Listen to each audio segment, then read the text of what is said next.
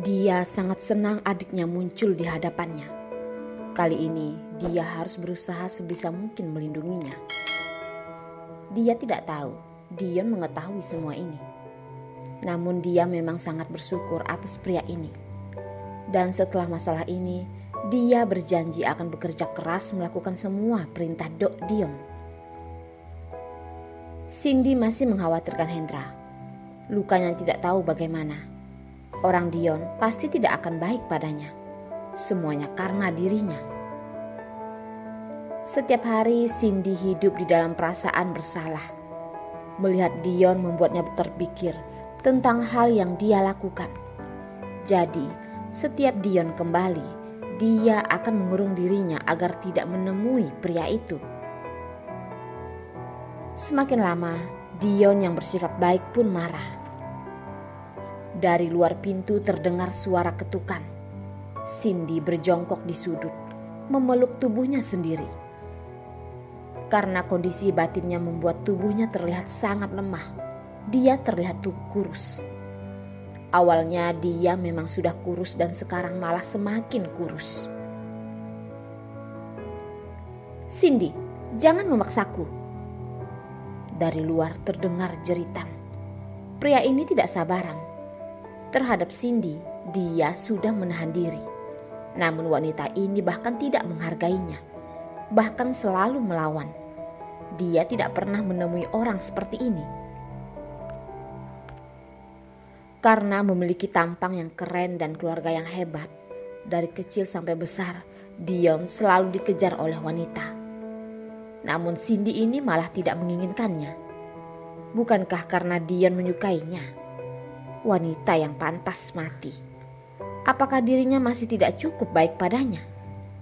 Mengapa selalu membuatnya marah?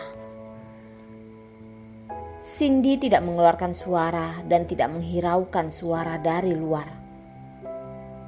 "Shit!" Dion mengeluarkan kata kasar. Seketika semuanya tenang. Ada orang yang turun tangga. Saat Cindy menghela napas panjang, suara pistol pun mengarah ke pintu. Kunci pintu pun dirusak oleh pistol. Dion menendang membuka pintu. Cindy yang melihat Dion yang memegang pistol pun mundur. Namun saat dia bersandar di dinding, dia baru sadar dia sudah berada di sudut. Pria ini sangat kejam. "Jika kamu tidak ingin Hendra mati, maka dengar perintahku baik-baik." Dion dengan dingin melihat Cindy yang ketakutan. Dia sudah membuat Cindy takut. Dia mana mungkin menyakitinya. Dalam mata Cindy terlihat air mata. Dia sedang menahan air matanya agar tidak mengalir. Pria kejam ini hanya bisa mengancamnya. "Aku sudah tidur denganmu sesuai keinginanmu. Kamu ingin apa lagi?" ucap Cindy dengan benci. Hati Dion pun merasa sakit. Apakah hubungannya dan Cindy seperti ini? Mengapa di antara mereka menjadi suatu perjanjian? Siapa yang tahu jika ini bukanlah keinginannya? Dia hanya ingin baik-baik saja bersama dengan orang yang disukainya. Apakah itu salah? "Ayo, turun makan." Dion menarik pergelangan tangan Cindy, menariknya dan langsung menggendongnya turun. Belakangan ini Cindy semakin kurus. Tulangnya pun terlihat di tangannya, terlalu kurus. Menggendongnya pun merasa sama sekali tidak berat. "Aku bisa berjalan, biarkan aku turun." Cindy tidak berhenti memberontak. Dia sangat benci dengan sentuhan Dion. Begitu membenci dirinya disentuh.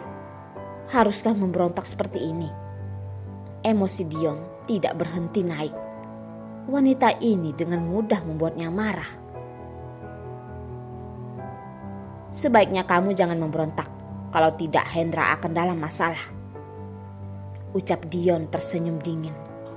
Sekarang kelihatannya dia hanya bisa mengancamnya dengan Hendra. "Dion, kamu benar-benar bejat." Cindy berkata dengan lantang, dengan jelas merasa pria ini selalu memaksa dirinya. Namun wanita di pelukannya ini memang menjadi kurus. Walaupun rupanya yang tenang sangat patuh, Dion menatap Cindy dan turun ke bawah. Di bawah sudah disiapkan makanan. Melihat Dion menggendong Cindy turun dengan wajahnya yang serius, tahu jika saat ini tidak seharusnya mengeluarkan suara.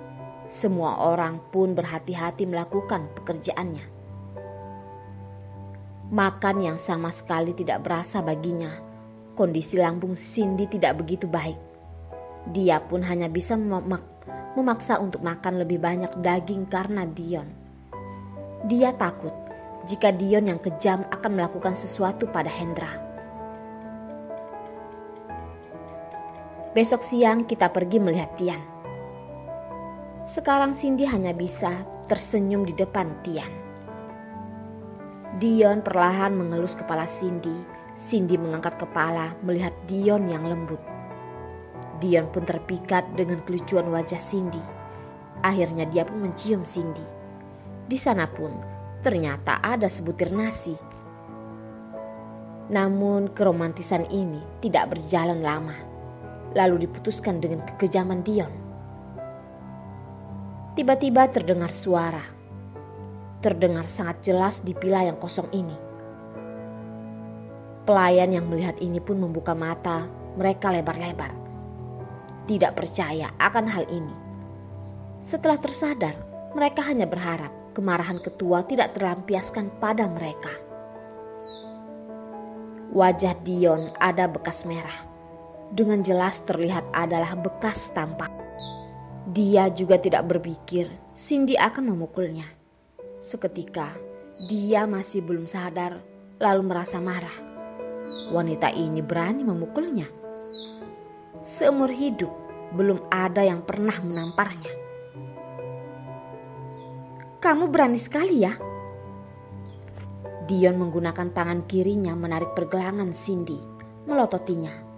Tangan kanannya mengepal dan menyodorkan ke samping wajah Cindy. Jika ada sedikit api, tumpukan ini akan langsung melandas. Dion merasa harga dirinya sungguh dihancurkan oleh wanita ini. Dia adalah Dion, namun dia ditampar. Pukul, ayo pukul. Cindy tersenyum dingin. Dia tidak terlihat takut dan menyesal telah memukul pria ini. Kenapa pria ini terus menyiksanya? Paling tidak, mereka bisa saling menyakiti. Sekarang, kekuatan di tubuh Cindy sudah bangkit kembali. Dia pun melototi Dion seperti tidak takut apapun. Shit! Dion akhirnya melandaskan tumbukannya pada meja. Piring di bawah tangannya pun pecah. Darah segar pun keluar. Cindy pun merasa senang. Hanya kamu yang berani begitu padaku. Jangan mengira aku menyukaimu kamu bisa melakukan ini. Dion mengatakan itu dan membanting pintu lalu pergi. Meninggalkan segerombolan orang yang sibuk. Bukankah hanya karena Dion menyukainya? Dia tidak suka padanya. Setiap kali memaksanya hingga tidak ada jalan. Setiap kali dia menjarainya dan menyiksanya, dia mana mungkin melupakannya. Bahkan Hendra masih di tangan Dion. Cindy tidak berhenti memikirkan ucapan Dion. Dengan tidak sadar turun naik ke atas. Cindy berjongkok di sudut. Setiap kali dia merasa tidak tenang, dia akan bersandar di sudut untuk membuatnya aman. Ibu, sebenarnya apa yang harus aku lakukan? Cindy menarik bajunya, menutup kepalanya dengan tangannya dan menangis. Mengapa saat dia ingin hidup dengan baik begitu sulit? Apakah seumur hidupnya tidak dapat hidup tenang?